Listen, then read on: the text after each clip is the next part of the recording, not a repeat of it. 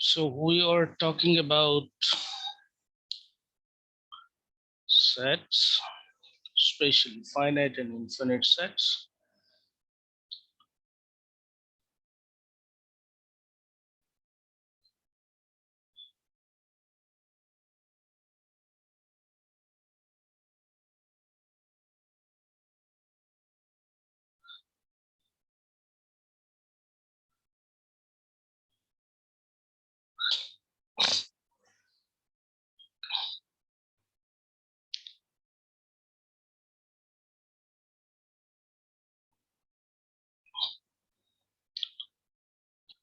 Um, let's start from where we stopped last class.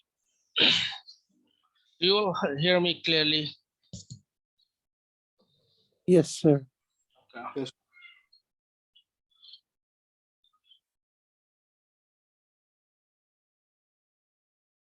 Let's F is another set.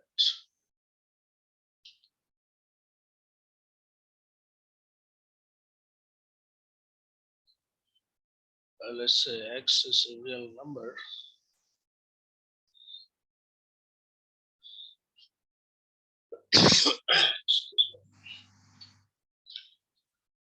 Such that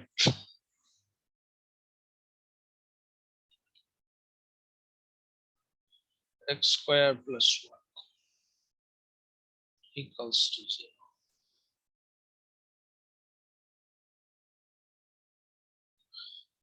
What do you think? What are the elements of this set explicitly?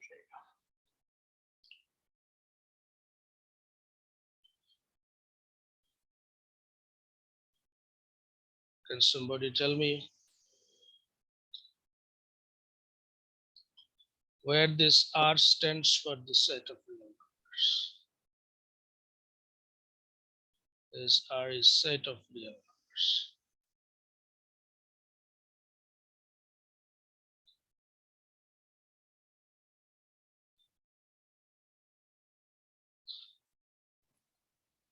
Sir, it's going to be an empty set. Oh, what do you mean by empty set? A set that doesn't have any element. Right.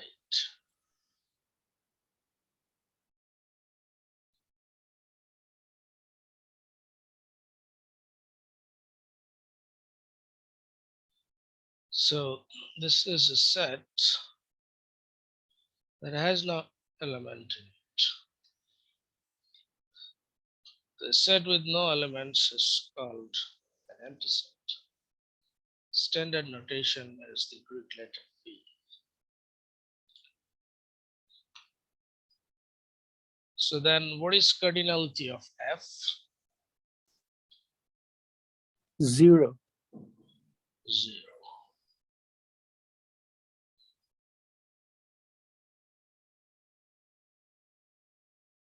Well,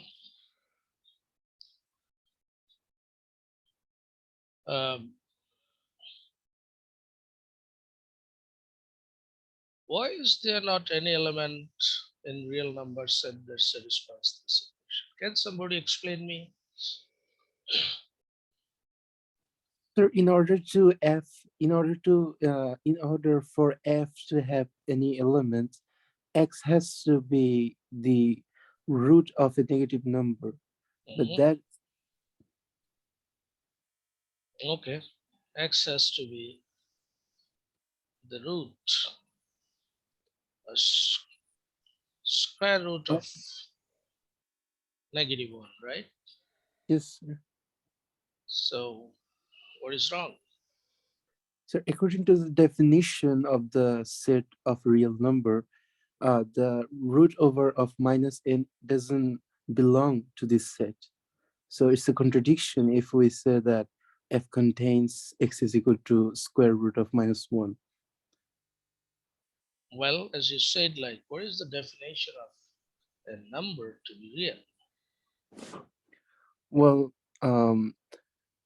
I think that it's going to be something to do with digit, but I can't explain it in a detailed way. Okay. Uh, is there anyone else want to add anything with his commentary? or have an alternative explanation. What is wrong with the existence of the square root of minus number in the set of reals? I guess Fahim Firdaus is new today. Sultanul Arifin, Yes, sir. is this? Oh, you were present last class, right? Yes, sir. Fahim, are you there? Yes, sir, I'm here. Mhm. Hello, sir, can you hear me? I do, I do. Mhm. So, so what goes wrong when we try to compute the square root of some negative number? Sir, when we compute the square root of negative number, we get something that is not on the real line. So that's why it's hard to work with it, Mhm. as we usually do with the real numbers. Yeah, what you are saying is perfectly all right, correct. But could you explain it like more logically? I can try. So Hmm. so on the real number line, if we take a number and we take the modulus of the number, then and then if we try to go back to construct the number back from the modulus, then we can have exactly two numbers, except for the case of zero. But if Okay. we take I and then compute the modulus of the number, then we take -1, which doesn't make sense in terms of modulus in the real number line. So Well. Let me hint you. Look at this equation more carefully, and then try to explain why we really don't have any square root of a negative number. Just look at this equation. oh, something squared is negative, and if we square the negatives, then we always get positives, and squaring positive always gives us a positive. But there's nothing Right, that gives us. right. Excellent. This is the right explanation. Any real number multiplying itself produces something positive. So a number multiplying itself is producing something negative, is not in the set of real numbers, because any real number, either positive or negative, if it multiply itself, it is always positive, but we're getting something negative, right? So this x can be real. This is the precise reasoning, that you cannot get a negative number um, squaring a real number, or in other words, no negative number has real uh, square root. Does it make sense?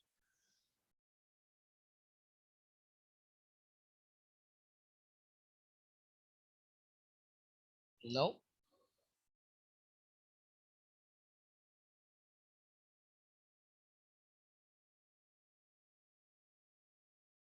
Does my explanation make sense? Yes, sir. Great. Please talk with me. Keep talking. No problem. Otherwise, I feel like I'm talking with the machine. It doesn't feel good. Anyway, so we talked about cardinality of sets, and we found set uh, F, it has no element in it, and as a result, cardinality of F is 0. So from this definition of cardinality, could you define 0? What is a 0? As a real number, what is 0? Is 0 a real number?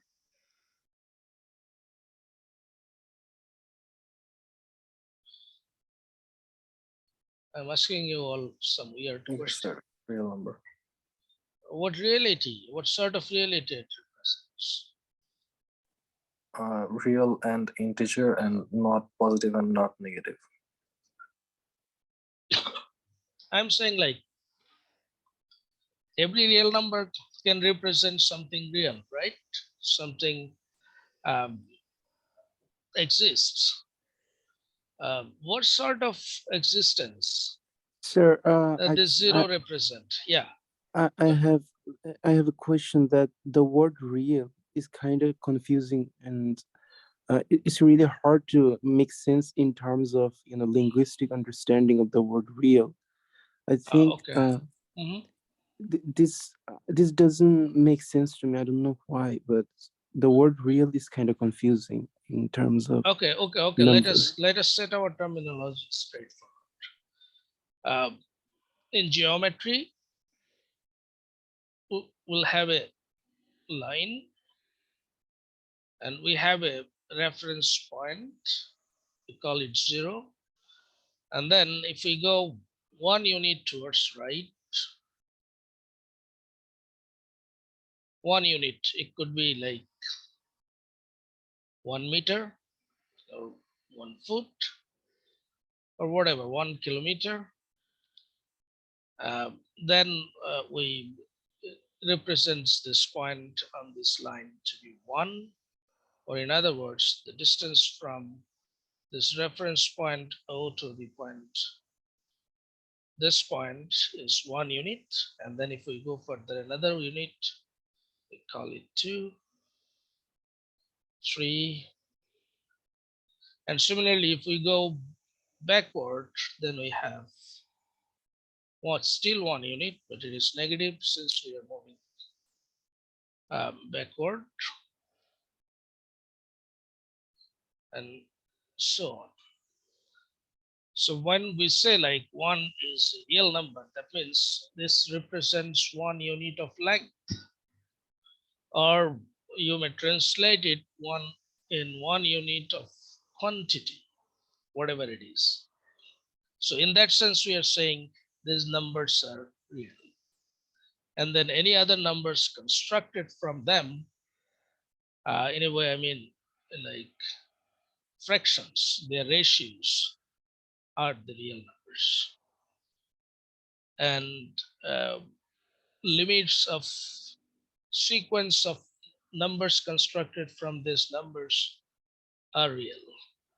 So this is what we mean when we say a number is real. Does it make sense to some extent? Yes, sir. Mhm. So what reality one representing? It is representing 1 unit of length, or it is representing 1 unit of some quantity.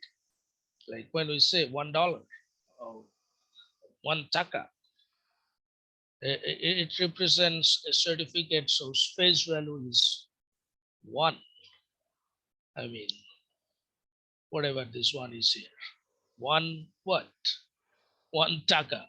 It is the phase value, sort of magnitude, like a 1 unit distance.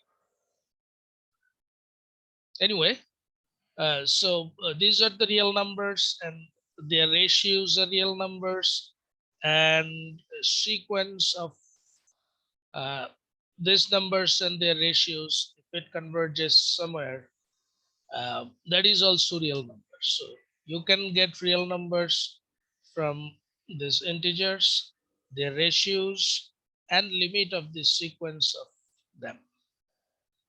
So these are the all possible real numbers you can have. Anyway, what are the sequences, and what are their limits and how they are real? We'll talk about them in calculus class if we have the opportunity. Anyway, so could somebody explain me what sort of reality this zero is representing?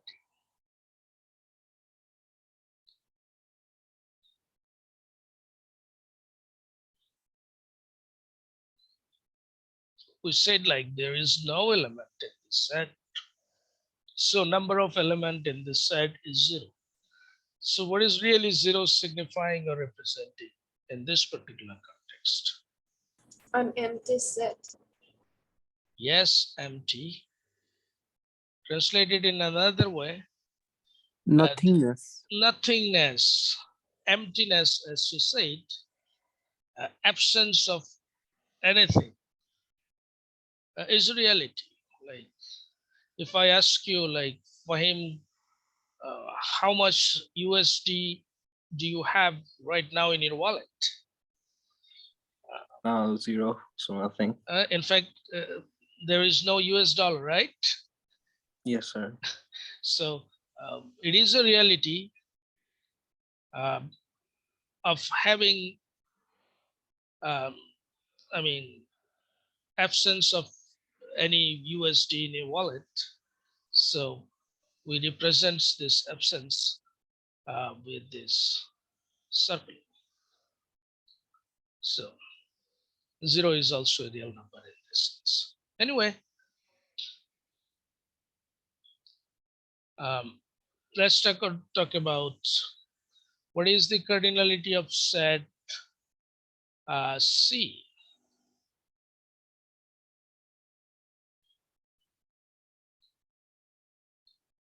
Let's make it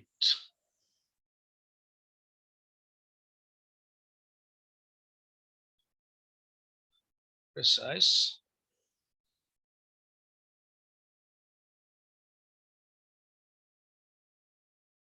So what is the cardinality of the set C? X is a letter of English alphabet. So how many letters are there in English?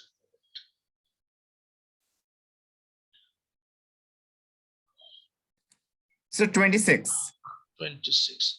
Orko, did you want to say something? I just said so. Okay. Okay. Could you please? Okay. Nice. Don't raise your hand if you want to talk. Please just get in, because sometimes I don't notice you. I have raised your hand.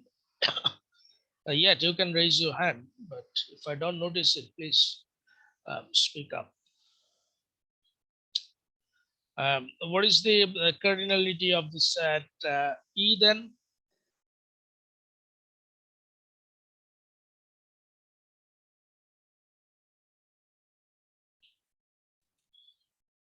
Two, sir. There are explicitly two elements. Okay. Yes. Let me manufacture another set explicitly. Z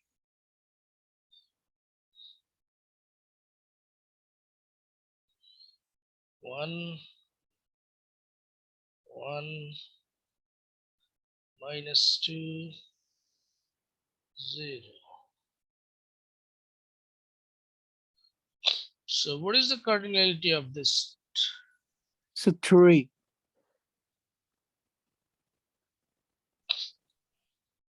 Do you all agree with him? No, sir, it would be 4.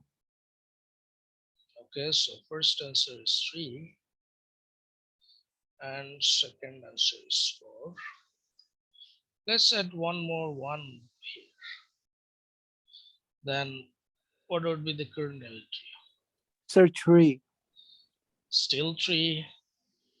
Mushabbir, do you think now it goes up to 5? Is who said it is 4?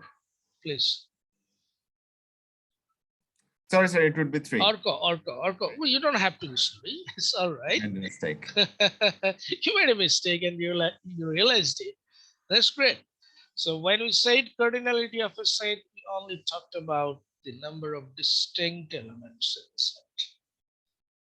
So it doesn't matter how many times an element repeats in a set, still counts for 1. So cardinality of G is 3. Well, this is a lot about the cardinality of a set for now. So cardinality or size of a set is the number of elements it has. Anyway,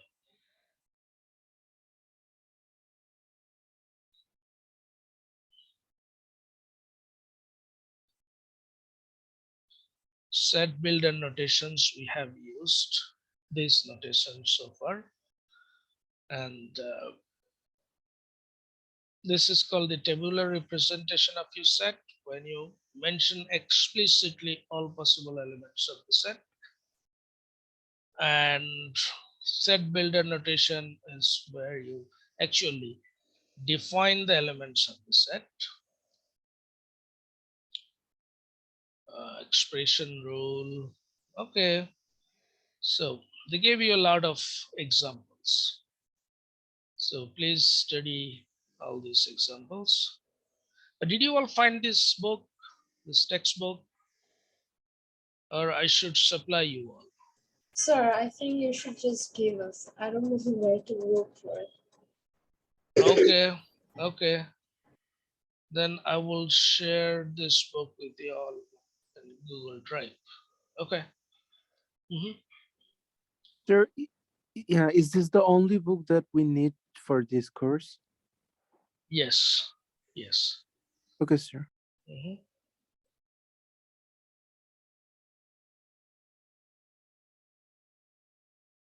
Okay. Let's talk about some exercises here.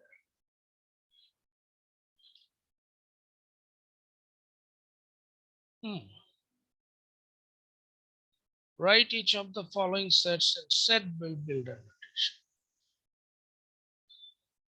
So set builder notation means like you represents this collection, not explicitly mentioning its element, rather you define these elements. So what do you think? How you can represents these sets in set builder notation, or in other words, how you can define the elements of the set?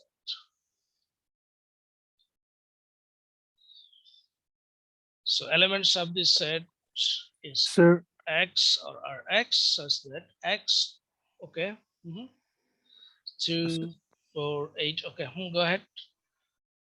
sir, are we going to assume that there is a pattern? Because most of these Yes, sets... yes. Okay, sir.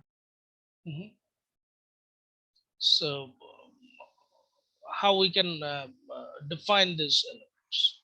Series 2, 4, 8, 16, 32, 64. Do you observe any pattern here?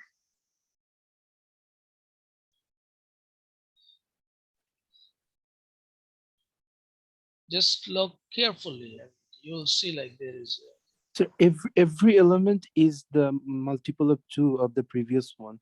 right. 4 is 2 times of 2, 8 is 2 times of 4. Okay. So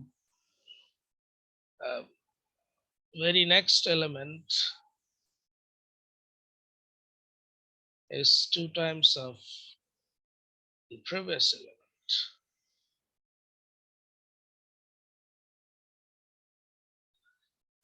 And what is the first element?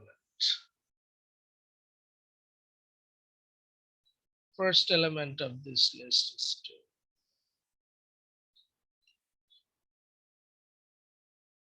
So the nth element of this set is 2 times of the n minus 1th element of this set.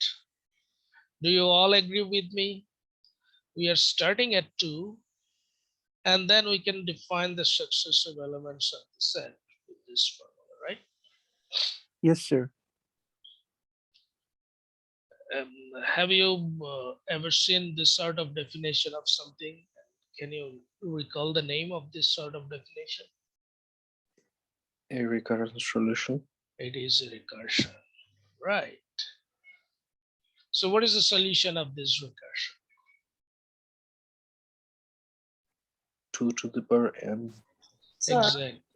Well, why don't you write n minus 1? I don't understand this part. this Because n the minus 1. second number, if this is the second number, then 2 into 2, then this is 2 minus 1, then the n becomes 1. Mhm. So by this n, we really mean the position of the element in the list. So if I minus the number of position by 1, then that represents the first number. Right, right. So you get when you substitute n equals to 2, then you really get 2 into a1. You're right. So what is your a1? A1 is 2. Right. So what do you get? 4. 4. It is the second number, right? Yes, yes. So that's what is a2. And similarly, as you said, like the solution of this recursion is 2 to the power n. How? Well, an equals to 2 an minus 1. So what we can write an minus 1 with the same recursion. An minus 1 should be 2 an minus 2, right?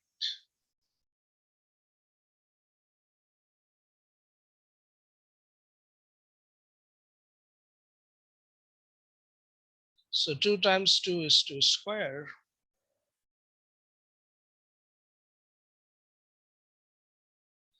An minus 2. If we keep going, let's go another step.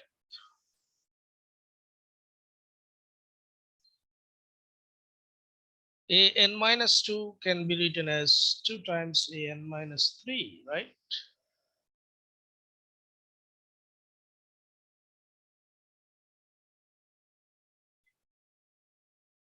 So you get 2 times 2 squared times 2 is 2 cubed.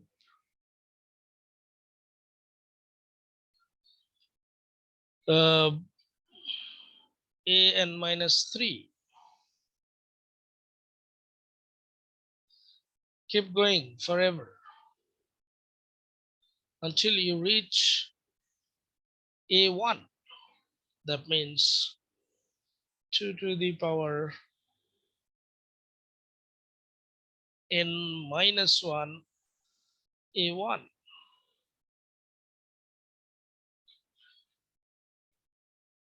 Do you all see what I'm doing? Yes, sir. So a1 is 2.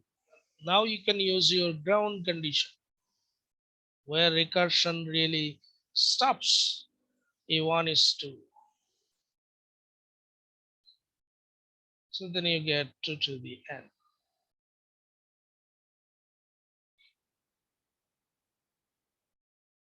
So you can write, let's do it another way. It's simply 2 to the n, where n is a natural number.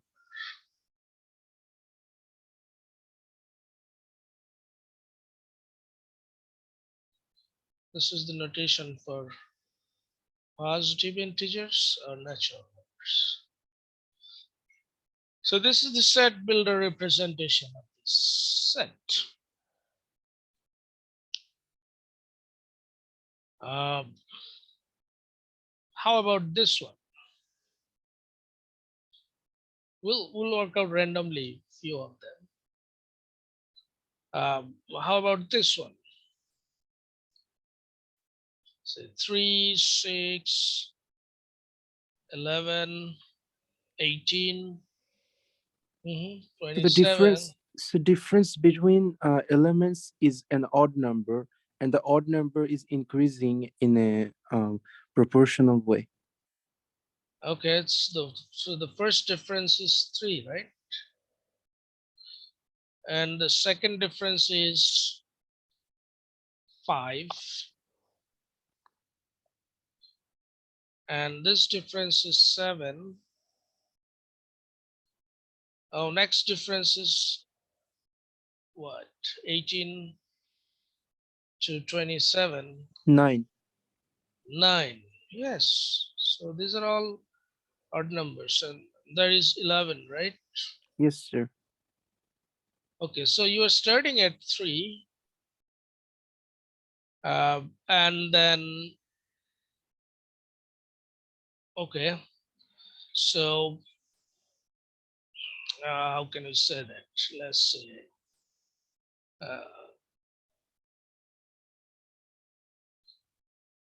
so the first one is, okay,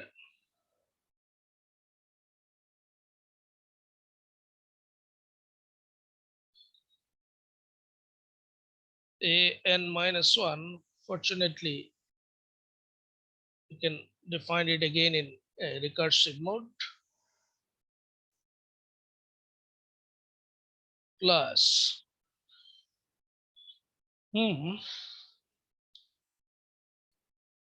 uh,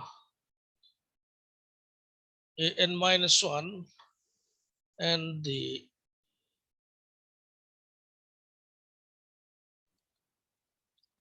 okay, let's define a1 is 3,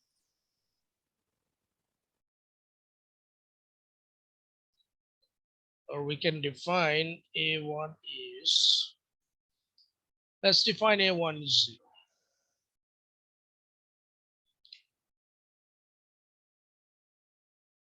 But 0 is not there, so we cannot start from, let's say 1 is 3. And then what do we add with 3 to get 6? That is 3. And that is the second odd number. How do we define an odd number in terms of natural number? Twice k minus, let's say, plus 1.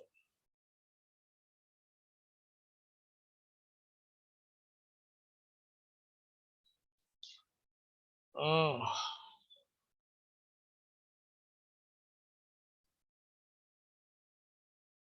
okay. So how do we relate this a1?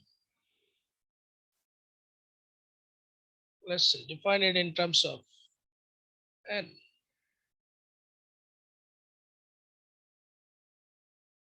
Twice n plus or minus. Acha, if we give a plus here, okay, a2 would be a1 plus if n is 2, and minus 1 plus 1. Okay, okay, I got it. So let's adjust it a little bit differently. 2 times n minus 1 plus 1. So it is basically twice n minus 1. Does that work?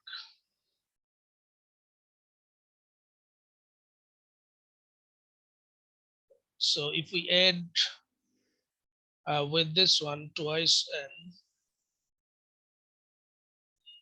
minus 1, so what is a2 then? Yes, if n is 2, then we get a2 equal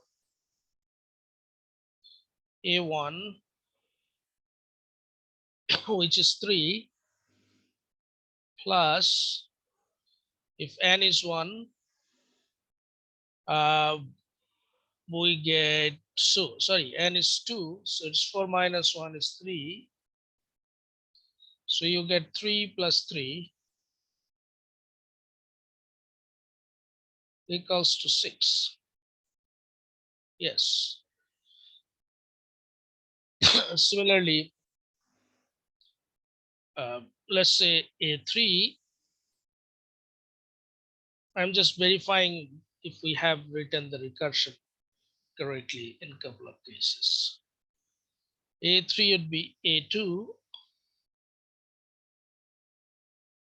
plus 2 times 3 minus 1. 2 times 3 is 6 minus 1 is 5, which is 6 plus 5.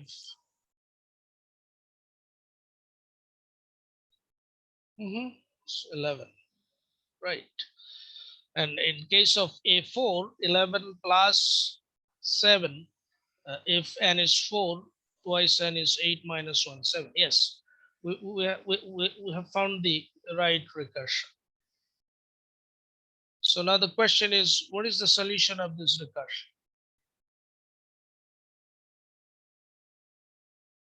So let us write it here. A1 is 3 and an is equals to an minus 1 plus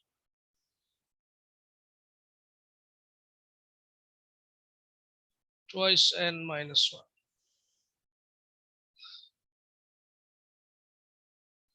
So again, we'll be able to write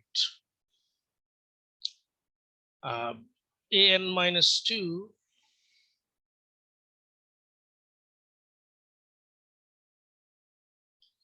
plus 2 into n minus 1 minus 1. That means 2n minus 3, the previous odd number of this one,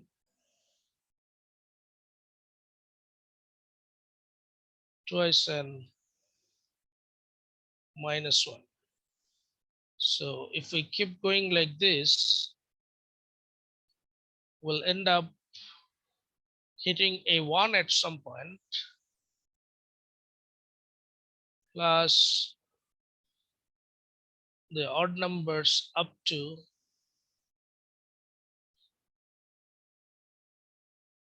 twice n minus 1.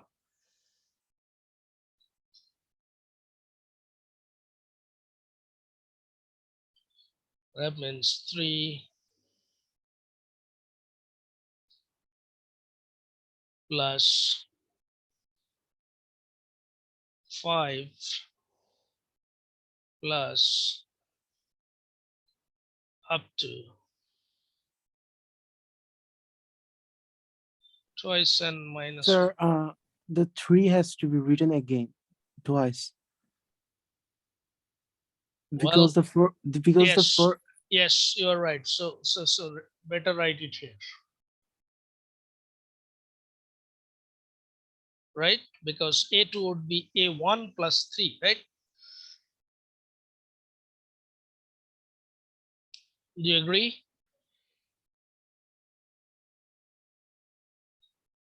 Yes, sir.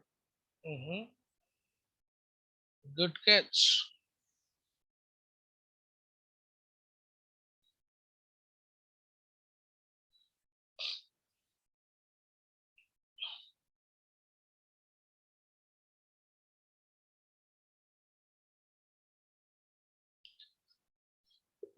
Okay.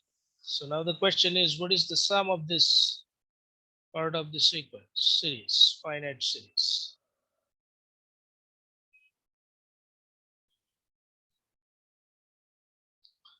How do we find the sum of this series? Do you all know that? How to find the sum of a series? I guess not, right? Okay. Sir, I forgot the formula. Okay. Now I'll tell you a way you never will forget the formula. So notice this series starts with 3 and then the very next terms is 2 more than the previous term, or the common difference of two terms is 2. So if you have a finite series that starts with a fixed number, and then each step it increases by a fixed number, let's say a plus d,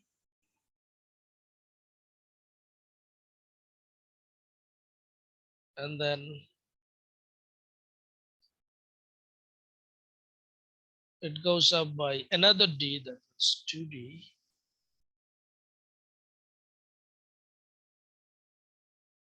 plus up to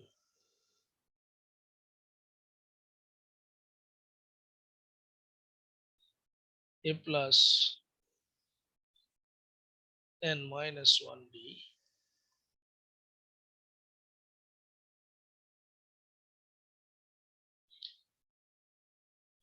So I'm considering altogether n terms.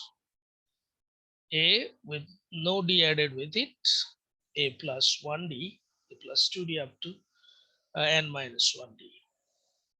So this is a finite series. Difference between two consecutive terms is d. A minus d minus a is d. A plus 2d minus a plus d is d. Two consecutive terms difference is a fixed number d. So in this case, we call it an arithmetic series. Can we simply write it again, just from tail to the beginning? I will write it. I will write the same sum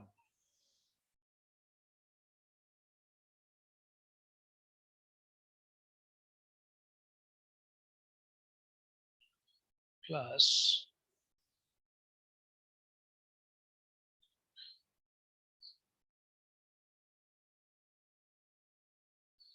n minus 2d, the term before it.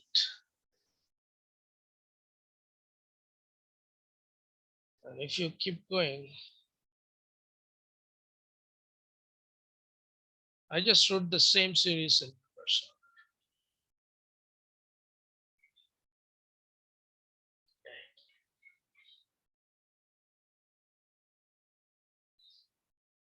Add them side by side. So 2s. A adds up with this thing. So what do you get? A plus, that is 2a plus n minus 1d.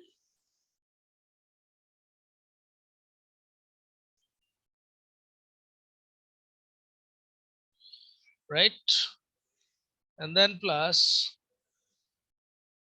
this guy adds up with this guy.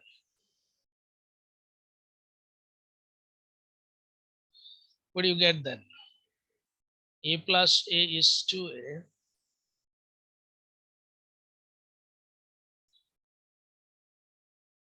plus n minus 2d plus 1d. That means this is again n minus 1.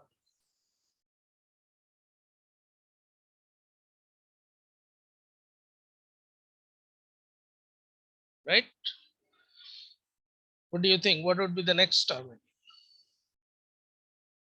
This guy will be added with the guy next term here. What are you going to get? This is a plus n minus 3d. A plus a is again 2a. Let's put it in bracket.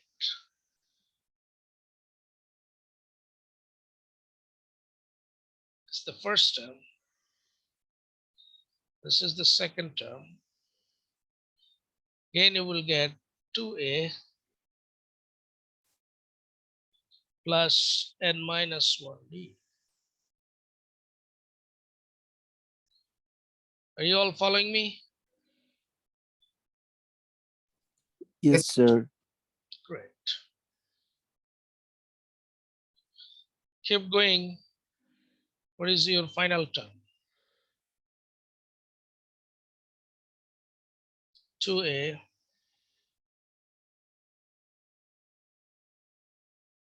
plus and minus 1d again. So what do you think? How many of the same thing you got? N minus 1 times, sir. N minus 1 times or n of them?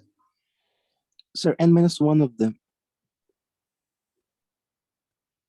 See, how many terms did we have in the first series? Sir, N minus 1. Look at, click carefully. 1d, 2d, n minus 1d, and no d here.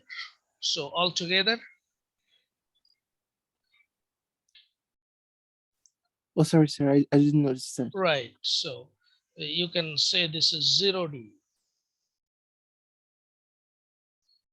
From 0 up to n minus 1. So there are altogether n of them.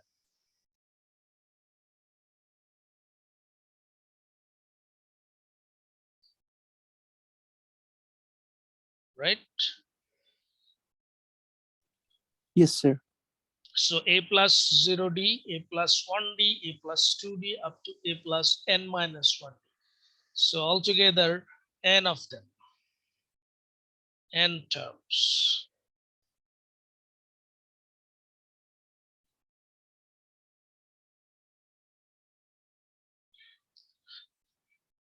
So we have 2s equals to n of twice a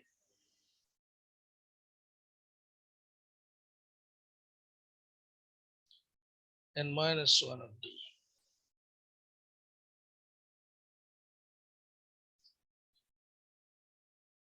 So what is US?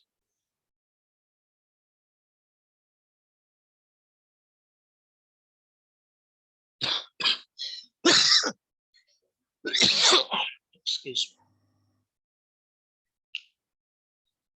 So S is equals to, this is the sum formula for any arithmetic series, an arithmetic finite series. See, what is our takeaway from this discussion? See, you have just wrote the same thing in reverse order, and then you added them and you found a formula. See how funny mathematics is? Just seeing things in a different angle might give you a good solution to your problem, right? So this is the formula. So what is the sum of this thing? This d is the common difference, a is the first term of your series, n is the number of terms in your series. So we have these things, 3 plus 5 plus 7 plus up to twice n minus 1.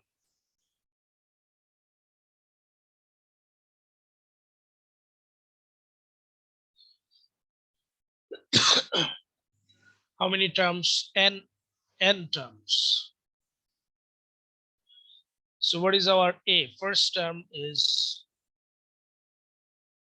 3. What is our d? Common difference d in positive sense is 2. Then we are talking about how many terms?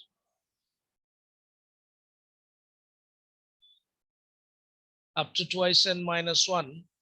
How many odd numbers you get?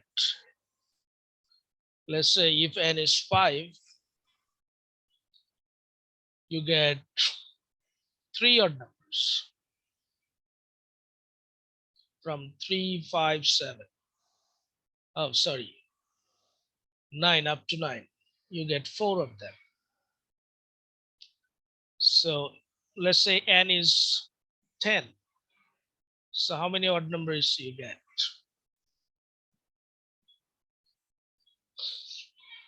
Just one less, because we are not considering the first odd number 1. So if you want to, you can do it here. You can write it this 3 as 2 plus 1. And then you can include 1 here. So anyway, so for any n, we get like n minus 1 odd numbers. So there are altogether n minus 1 terms. So what would be the sum?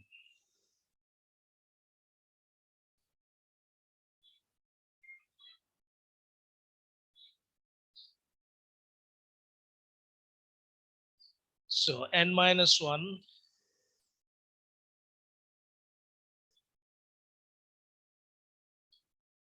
into twice a, 6 plus n minus 1, n minus 1, that means n minus 2 of 2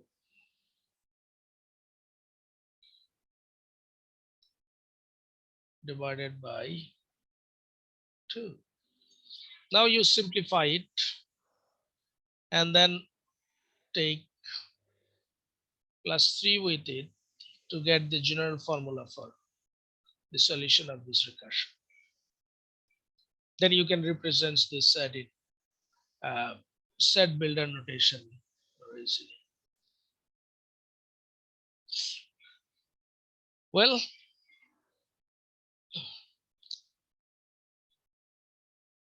do you have any question?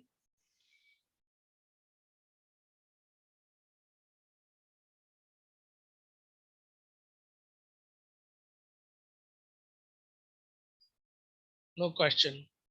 Okay. Uh, okay.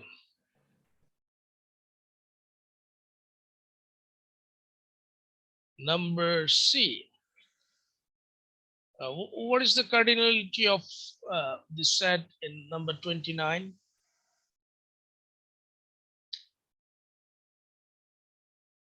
Hello? Sir, 3. 3. Really? Sir, 2, because the empty set is always there, but we don't count it, so 2. Okay. So see, Sir, the screen is actually a little blurry, so I can't see all the bracket signs. It's kind of confusing. okay. Let me see if I can zoom it out a little bit more.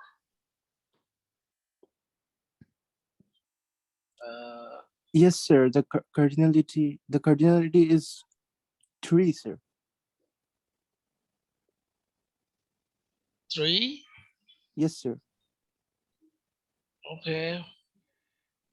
So this is one element which is itself a set.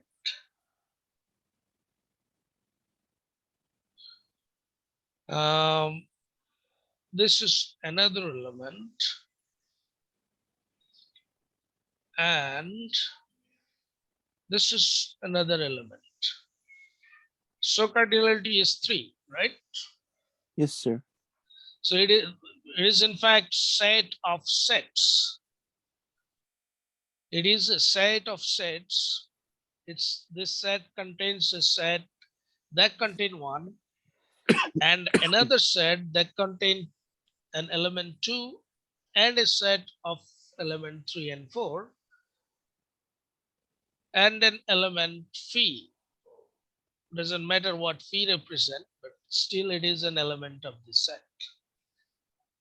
Okay, so 3.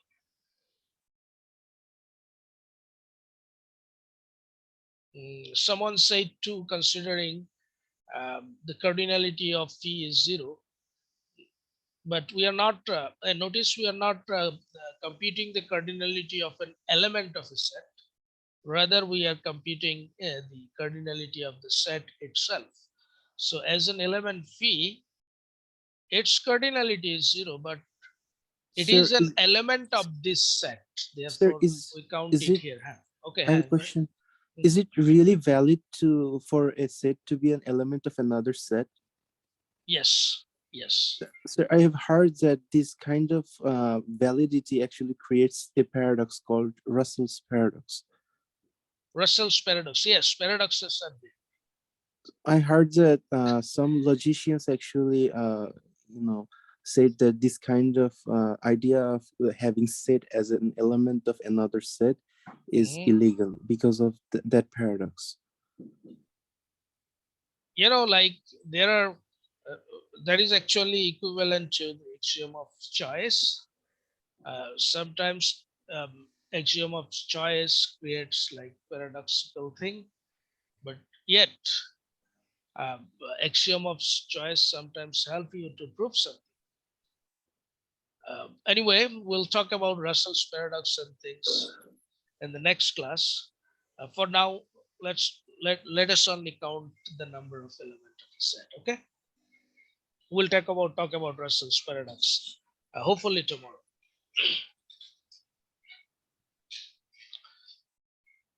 Um, how about this one?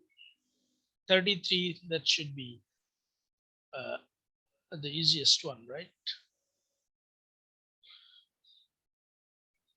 What is the cardinality of this set?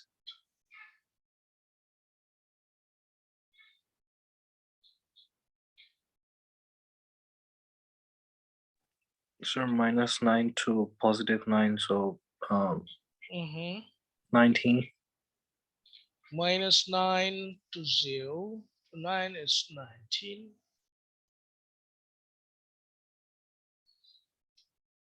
You all are familiar with the absolute value function, right? Yes, sir. Okay. Okay. So what is the cardinality of 37?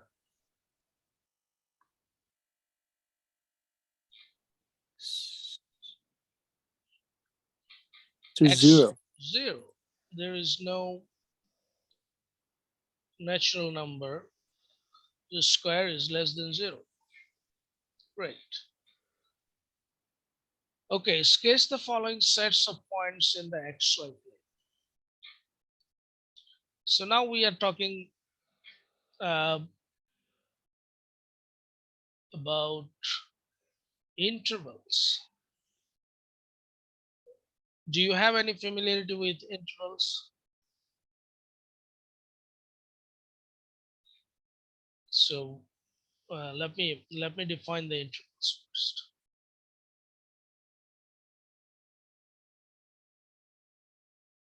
If I write AB square brackets on both sides, that is A and B inclusive. So if it is your number line, mark the number A. Oh, let's do it in another way.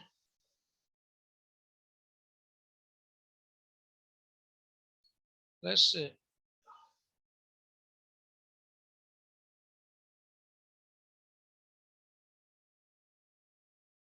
this point correspond to the number A and this point correspond to the number B. This says this is actually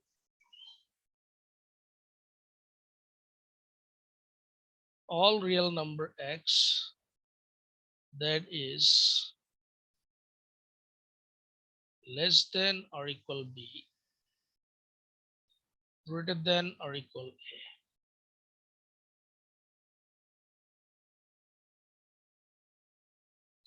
So this is the interval. That means you consider everything in between a and b, and the boundaries b and a are also there. That is x is equal or greater than a and less than b and equal b. So any number between A and B, including A and B, is represented by these things. We call it an interval because if you take two members in this set and here,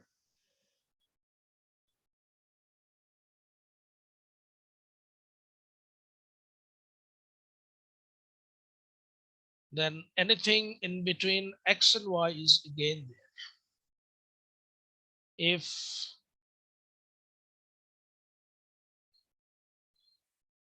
Z is greater than X and less than Y, then Z is there too.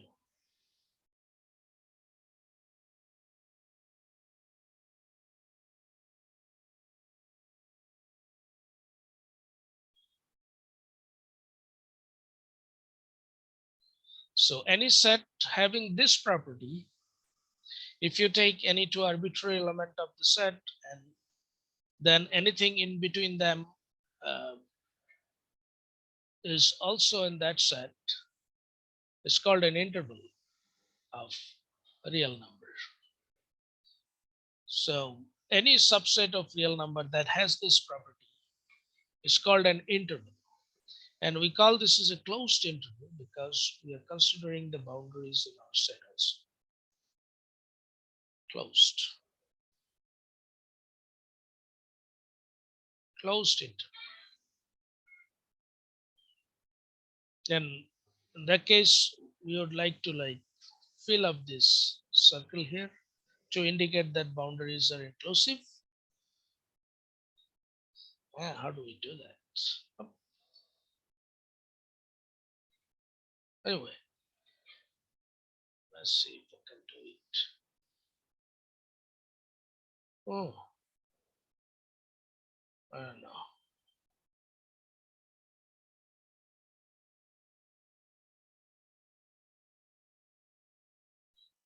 Oh, I cannot fill this circles here. Anyway, okay, so there are another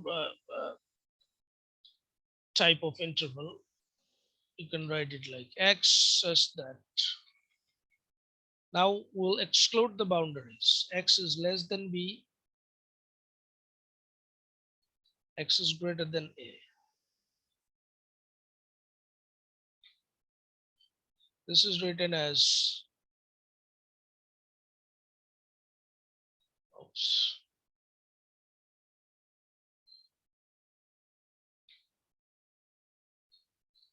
This is written as this, AB.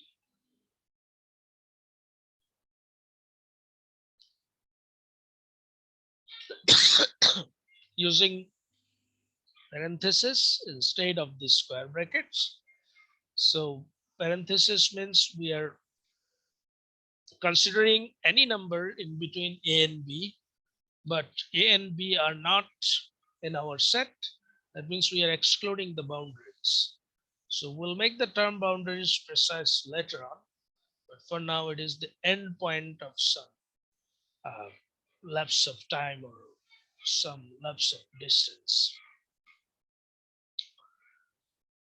So these are called, this is called closed interval, this is called open interval.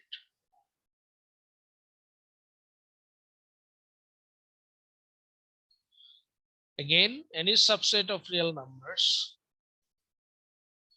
uh, subset notation,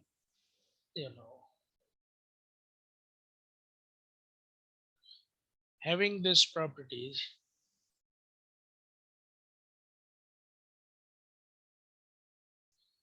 is called an interval.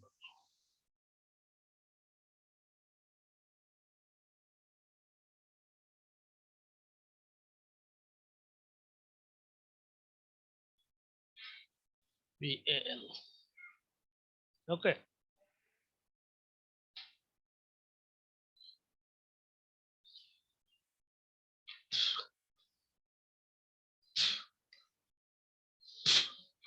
So do you all familiar with Cartesian product?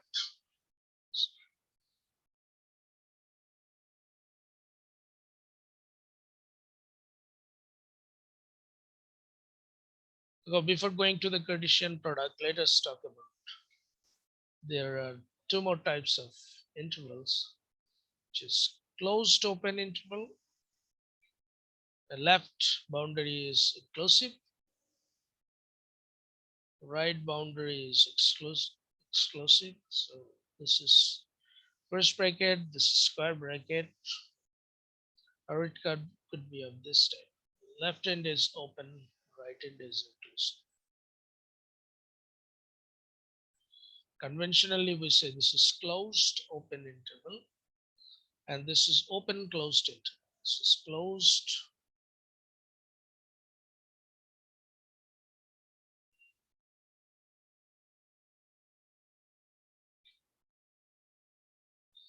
open. This is open closed.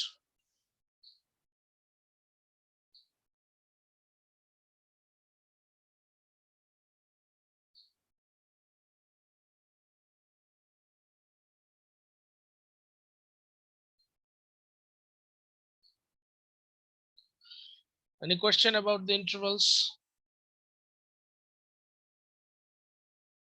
Does it make sense to everyone that what is an interval or when a subset of real number is called an interval? Now, they're not gonna make any response. Mhm. Okay, well, Cartesian product. Let's A and B are two sets, then Cartesian product of two sets A and B is something like this. Is set of all ordered pairs.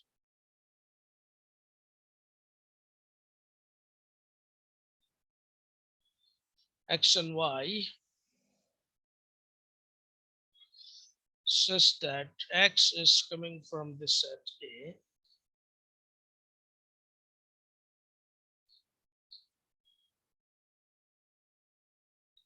and the element Y is coming from the set B.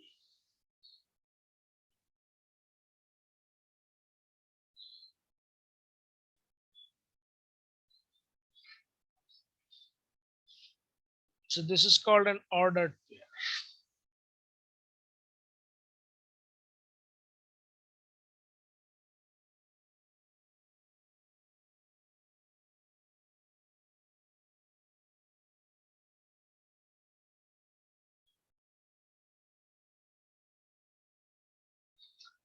The order is important because see, they are coming from the different sets. So XY is really not the same as YX. That's why now we call it an ordered pair. Order here is important. Are you all there? Yes, sir. Right. Yes, sir. Great. Let me know sometimes. So this is definition of Cartesian product. We'll say it's Cartesian product.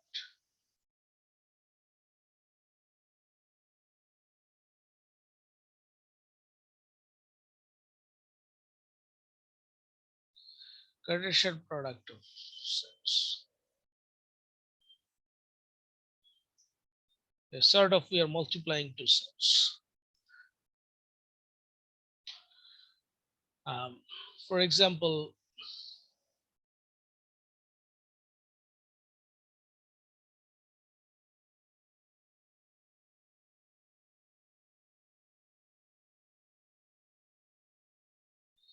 two for six, and B is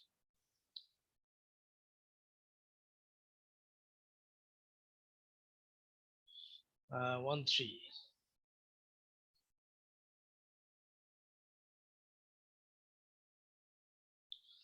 So then what are the elements of A cross B?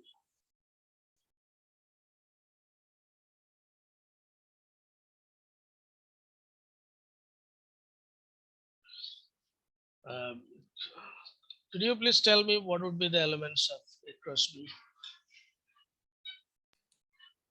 So 2, 1, 4, 1, 6, Mhm. 1. then Yes. 2, 3, 4, 3, 6, 3. First element 2 will correspond both element in B.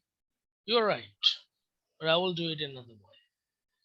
You say 2, 1, 4, 1. I will say 2, 1, 2, 3. Our end result will be the same. 2, 3,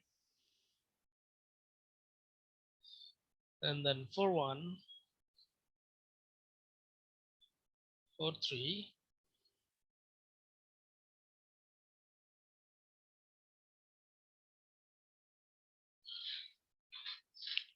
and then 6, 1, and 6, 3, right?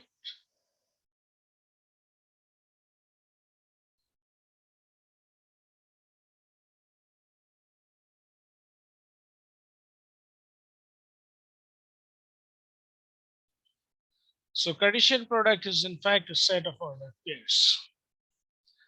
In case of finite set, tell me a general formula. If the cardinality of A is P and cardinality of B is Q, what would be the cardinality of A cross B? Sir, PQ. Right.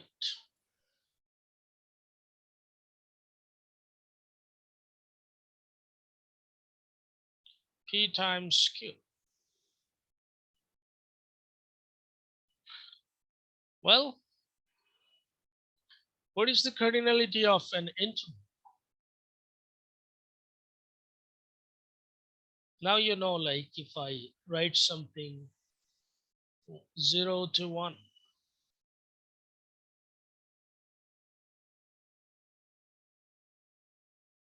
this is a set, right? What is the cardinality of this set? Sir, is the elements are real numbers? Yes, Then, sir, I think it's going to be infinite. infinite, right? You will Yes, see sir. like number of real numbers between 0 and 1 is infinite, or there are infinitely many real numbers between 0 and 1. Sir, there are infinitely many numbers between 0 and 1. Do you all see that, like, or somehow understand that?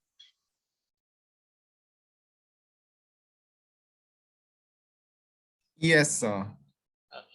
Please go ahead with your explanation. How do you tell me like there are infinitely many real numbers between 0 and 1? Sir, I think we can actually show it by a function which we can call arctangent function. Arctangent function? Yes, sir. There is sort of an advanced technique. I mean, you don't have to be precise in description, but tell me your intuition, like how do you feel like? So we can have a set of numbers of the inverse of 10, like 10 inverse 1, 10 inverse 2, 10 inverse 3, and we can go up to infinity of the 10 inverses, and they all will fall in this interval, and they then their amount will be infinite. Okay. Is there any other, like, without going to the inverse trigonometric function? Sir, we can show that there is an infinite number of rational numbers, and the real numbers is the super. I think contains rational numbers. So Mhm. we can say that technically there are infinite rational numbers without even showing the real numbers that are not rational. So the point is proven that there are infinite number of Okay, real this numbers. is another way of thinking, but Sir, we can actually make an average of both numbers, of two numbers. As an example, if we make an average of 0 and 1, we'll get mhm. 0.5. and we can make an average of 0 and 0.5, then we'll get another number. And if we make an average of 0.5 and 1, we'll get another number. And this is how it's going to create a recursion. Exactly. This is the simplest way of realizing there are infinitely many numbers between 0 and 1, or in fact, any two real numbers. Do you all see what he said? Was that Sultanul Arifin, Shamrat? Yes, sir. Great. See, we'll take the average of 0 and 1 to get half. So this is another new real number. We ran out of time today. I guess not. We still have 7 more minutes, don't we?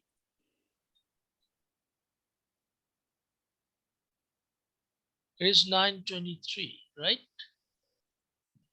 Is my clock giving the correct time? Yes, I guess it is 9:23, right? Well, sir, usually the classes are 1 hour and 20 minutes. That's why you probably also said that. Oh, I didn't know that. I thought it is our 30 minutes standard class. Okay. We can stop right here today. Please remind me, we'll start from here, from the cardinality of an integral of real number set. Okay. Sir, I had a question regarding the recording of the classes. Oh, yes, I have the record of the previous classes, but I tried to upload them in my YouTube account last night, but for some technical reason I failed. I will upload them and send you all the links. Yes. Sir, is this possible for you to upload them in a box? Yes. I will arrange it by today or tomorrow. You'll get it soon. Tasfiat Tanji Mohammed Prama. How many of you are present today? Let me call your names very quick. I have the class roster with me.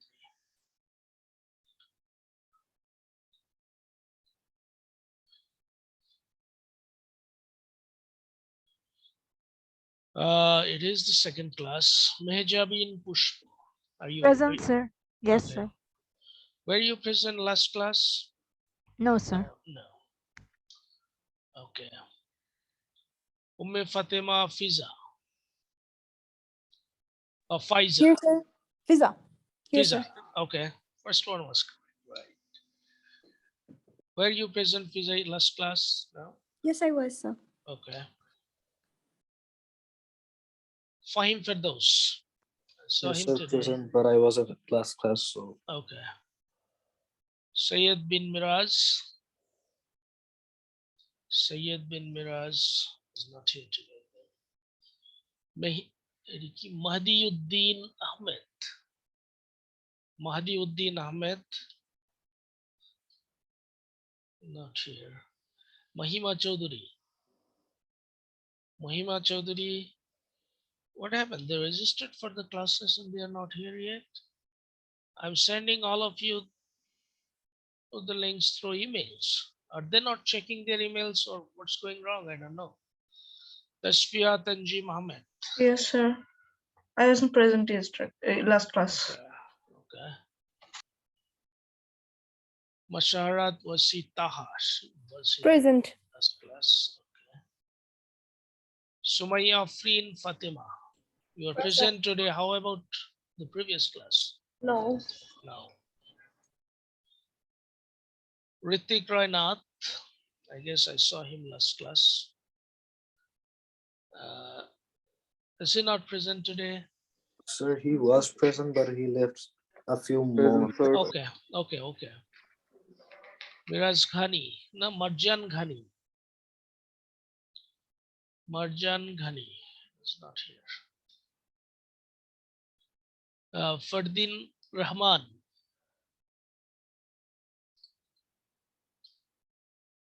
Jannatul Mawa Joy. Sultanul Arifin Shamraj. Yes, sir. Sir, I was present yesterday. Okay. Arkarai. Yes, sir. I was present last class. Ghulam Musabbir Joy. Sir, he was present last class. Oh, he's not here today.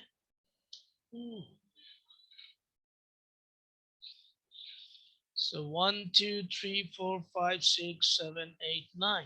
Not bad. Yesterday it was 1, 2, 3, 4, 5, 6, 9. It went up by 3. Okay, next class it will be 12 hopefully. And next class 15. That is almost. Sir, I had a question. Please go ahead. Sir, can you give us the course outline and maybe some idea about what would be taught in this course? Because we actually don't know anything about this course, and so that's why I'm asking. Yeah, you will get it. You will get it soon. You'll get it soon in a sense like, the course is called Principles of Mathematics. We will really learn how to think about mathematics, mathematical ideas, and how we prove things. To do that things, we will bring up anything, everything we like in our discussion. Particularly, this book is a prototype, or it is a text of standard materials in mathematics. Uh, Standard materials, in a sense, uh, it has um, accumulated very basics, theorems, and results in mathematics, and explained how our mathematical reasoning or proof techniques works with these very basics preliminary mathematical ideas. So we can actually bring anything, everything in this class as far as we enjoy it. And syllabus is actually as far as we can go. So I will try to discuss like every possible principles of proving theorems with examples. Um, but I will emphasize on like how much you are communicating with me, how much you are understanding, rather than covering more and more topics. So the syllabus is pretty much whatever we do in this class is the syllabus. So that's what it is, and it is. And I said in last class, like we will have one midterm and a final and two class tests. Two class tests will cover 40% of your grading, and midterm and final will cover remaining 60% of your grading, 30% each. So this is what it is. So don't be too much worried about the syllabus and things. Let enjoy this semester. Try uh, to bring more and more interesting topics in this class and understand how we do mathematics to some extent. Um, Yet uh, we cannot really exhaust all proof techniques in this class within a semester. Doesn't matter how much you do, there's still many more to work with. Oh, that's what it is. Do you have any other question?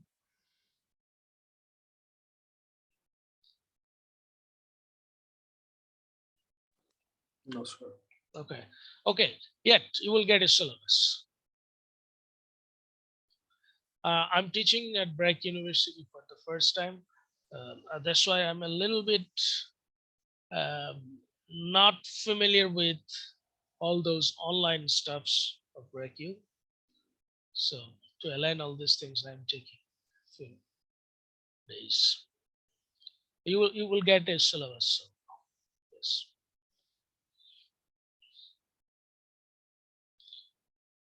Okay. You all have a good day. See you next week. Sir, aren't you gonna give us any homeworks or anything? No, not yet. Not yet. Oh, okay, sir. I will. No worries. Okay.